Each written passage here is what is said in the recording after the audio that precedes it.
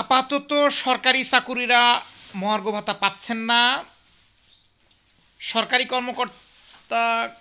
কর্মচারীরা জানুয়ারি থেকেই এ ভাতা কার্যকরের যে প্রাথমিক সিদ্ধান্ত হয়েছিল, অর্থনীতির বর্তমান টালমাটাল পরিস্থিতি সেখান থেকে সরে এসেছে অন্তর্বর্তী সরকার। মহার্ঘ ভাতা বাস্তবায়ন হলে হ্রাস টানা যেত না মূল্যস্ফীতির, সমাজে দেখা দিত বৈষম্য, এমন শঙ্কায় সব মহল থেকে সরকারের এ উদ্যোগ নিয়ে সমালোচনার ঝড় ওঠে। এ পটভূমিতে সব কিছু বিবেচনা নিয়ে মহার্ঘ ভাতা থেকে কিছুটা পিছিয়েছে সরকার। তবে অর্থনৈতিক স্থিতিশীলতা ফিরে এলে নতুন অর্থবছরের বাজেটে বিষয়টি বিবেচনা করা হতে পারে। অর্থ মন্ত্রণালয়ের সূত্রে এসব তথ্য জানা গেছে। সংশ্লিষ্ট মন্ত্রণালয়ের একাধিক কর্মকর্তা জানিয়েছে যে আয় ব্যয়ের ভারসাম্য ঠিক রেখে মহার্ঘ ভাতার অর্থ সংস্থান করা সরকারের জন্য বেশ কঠিন। তবু অন্য খাত থেকে টাকা কাটছাট করে ভাতা দেওয়ার খসড়া চূড়ান্ত করেছিল অর্থ বিভাগ। তবে গতকাল বৃহস্পতিবার প্রধান উপদেষ্টার যে কার্যালয় এখানে ওই ভাতার নথি ফেরত পাঠিয়েছে। তারা জানিয়ে দিয়েছে, বর্তমান অর্থনৈতিক পরিস্থিতি বিবেচনায় আপাতত এই ভাতা দেওয়া সমীচীন হবে না। পরে পরিস্থিতি স্বাভাবিক হলে বিষয়টি ফের বিবেচনায় করা যেতে পারে।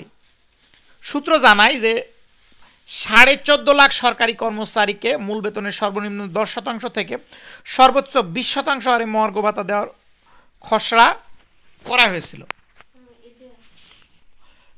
করা হয়েছিল। তো হচ্ছে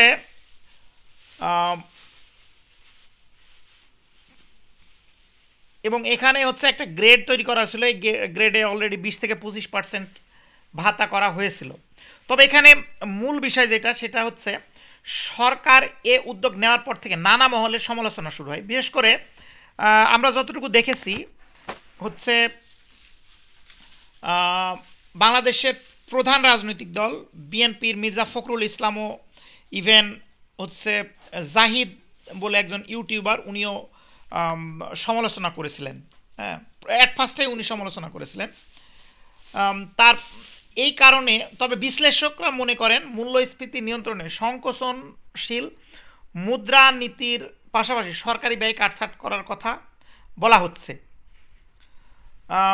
বিশ্বব্যাংকের বাংলাদেশের কার্যালয়ের সাবেক প্রধান অর্থবিদ ডক্টর জাহিদ হোসেন সমকালকে বলে একটা পত্রিকাকে বলছে, মহার্ঘ ভাতা দেওয়ার পক্ষে অর্থনৈতিক ব্যাখ্যা দেওয়া সম্ভব নয়। কারণ এমন তো নয় যে সরকারি কর্মচারী খুব কম বেতনে চাকরি করছেন। একজন অর্থনীতিবিদ আবার বিশ্বব্যাংকের একজন, উনি এই কথা বলেছে। তো এখন এই বিষয়টি আপনারাই বলবেন।